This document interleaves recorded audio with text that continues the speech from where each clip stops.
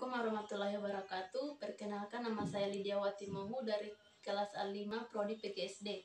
Di sini saya akan menjelaskan tentang materi konsep dasar IPS. Yang materi pertama yaitu konsep-konsep dasar ilmu sosial. Pengertian ilmu sosial.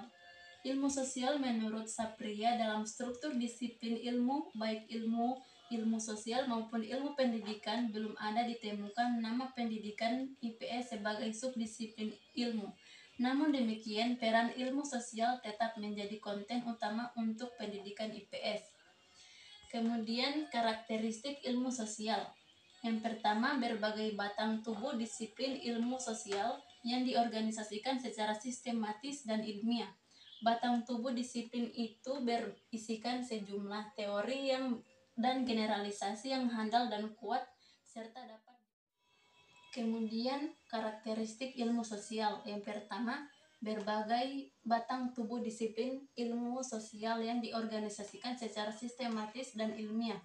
Yang kedua, batang tubuh disiplin itu berisikan sejumlah teori dan generalisasi yang handal dan kuat serta dapat diuji tingkat kebenarannya.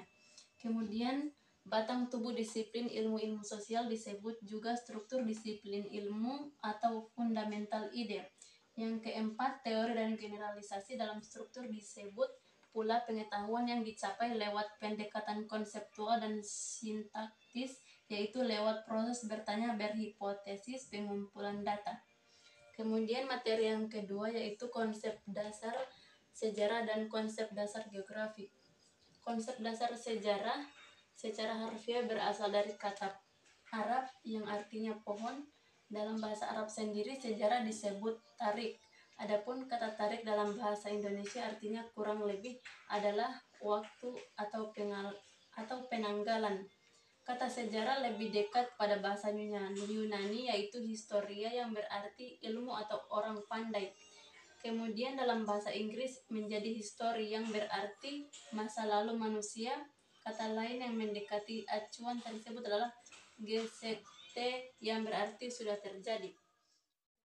Kemudian konsep dasar geografi.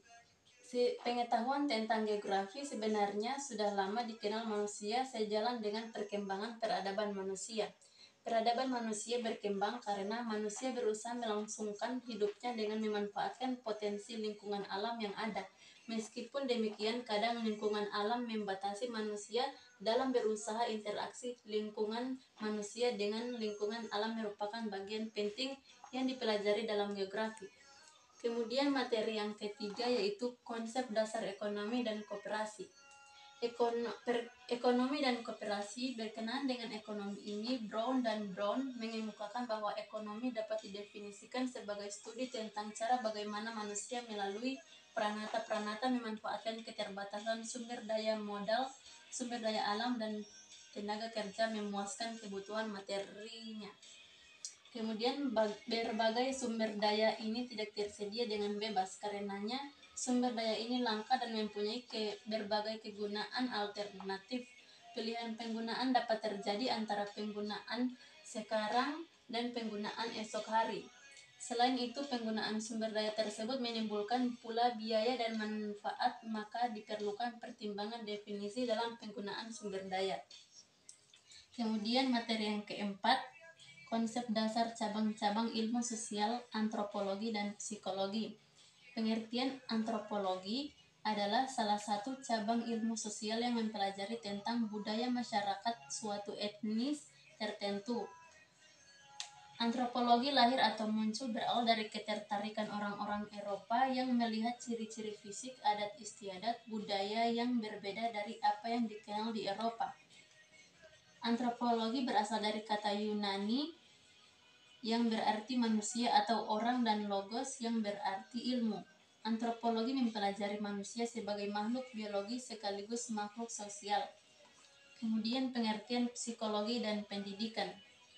Pengertian psikologi adalah ilmu pengetahuan yang menyelidiki, yang membahas tingkah laku terbuka dan tertutup pada manusia, baik selaku individu maupun kelompok dalam hubungannya dengan lingkungan. Kemudian definisi pendidikan. Dalam pengertian luas, pendidikan dapat diartikan sebagai sebuah proses dengan metode-metode tertentu sehingga orang memperoleh pengetahuan, pemahaman, dan cara bertingkah laku yang sesuai dengan kebutuhan. Kemudian materi yang kelima, keterampilan dasar dalam ilmu-ilmu sosial.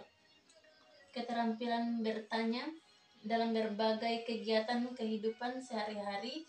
Orang biasa bertanya. Kegiatan tanya jawab ini terjadi di rumah, di pasar, perjalanan, di kantor, di sekolah, dan dimanapun selalu terjadi kegiatan tanya jawab. Begitupun halnya seorang guru sudah sepatutnya memiliki keterampilan bertanya yang optimal, karena di antara beberapa profesi sebagaimana dikemukakan di atas, gurulah yang paling sering menggunakan pertanyaan dalam tugas mengajarnya setiap hari. Meskipun tujuan berbagai pendidikan yang ada memiliki perbedaan mendasar, guru pada umumnya selalu bertanya kepada muridnya. Kemudian bentuk keterampilan memperoleh, menganalisis, menyajikan, dan memanfaatkan informasi. Keterampilan memperoleh informasi. Banyak cara yang dapat digunakan untuk memperoleh informasi, diantaranya dengan membaca buku, teks, atau buku sumber melalui media massa seperti radio, televisi, internet, surat kabar, dan majalah, dan melalui lingkungan sekitar manusia. Memperoleh informasi dengan melalui keterampilan membaca yang cukup tinggi. Tidak jarang seorang membaca suatu buku, teks, atau suatu sumber. Kemudian materi yang keenam, pengertian individu, keluarga, dan masyarakat. Pengertian individu bukan berarti manusia sebagai suatu keseluruhan yang tidak dapat dibagi, melainkan sebagai kesatuan yang terbatas, yaitu sebagai manusia perseorangan. Individu adalah seorang manusia yang tidak hanya memiliki peranan khas dalam lingkungan sosialnya, melainkan juga mempunyai kepribadian serta pola tingkah laku spesifik dirinya. Kemudian keluarga. Keluarga adalah sekelompok orang yang mendiami sebagian atau seluruh bangunan yang tinggal bersama dan makan dari suatu dapur yang tidak terbatas pada orang-orang yang mempunyai hubungan darah saja, atau seseorang yang mendiami sebagian atau seluruh bangunan yang mengurus keperluan hidupnya sendiri. Kemudian masyarakat. Dalam bahasa Inggris, masyarakat disebut society, asal kata socius yang berarti kawan. Adapun kata masyarakat berasal dari bahasa Arab yang berarti berkumpul dan bekerja sama. Kemudian materi yang ketujuh, kemajemukan agama, ras, dan etnik. Selain makhluk individu, manusia juga makhluk sosial yang membentuk kelompok persekutuan hidup. Tiap kelompok persekutuan hidup manusia juga beragam. Masyarakat sebagai persekutuan hidup itu berbeda dan beragam karena ada perbedaan, misalnya dalam ras, suku, agama, budaya, ekonomi, status sosial, jenis kelamin, daerah tempat tinggal, dan lain-lain. Kemudian klasifikasi ras di dunia. Di dunia ini dihuni berbagai ras. Pada abad ke-19, para ahli biologi membuat klasifikasi ras atas 3 kelompok, yaitu yang pertama Caucasoid, yang kedua Negroid, ketiga Mongoloid. Kemudian ras atau subras di Indonesia. Adapun ras atau subras yang mendiami kepulauan Indonesia adalah sebagai berikut, yaitu Papua Melanosoid yang mendiami wilayah Papua, Aru, dan Kai. Kemudian Wedoid yang mendiami daerah Sumatera bagian barat laut. Kemudian Melayan Mongoloid yang meliputi Proto-Melayu. Kemudian Negroid yang mendiami pegunungan Maluku, Papua. Asiatic Mongoloid yang terdiri atas keturunan Tionghoa dan Jepang yang tinggal di Indonesia. Sekian penjelasan materi dari saya. Wassalamualaikum warahmatullahi wabarakatuh.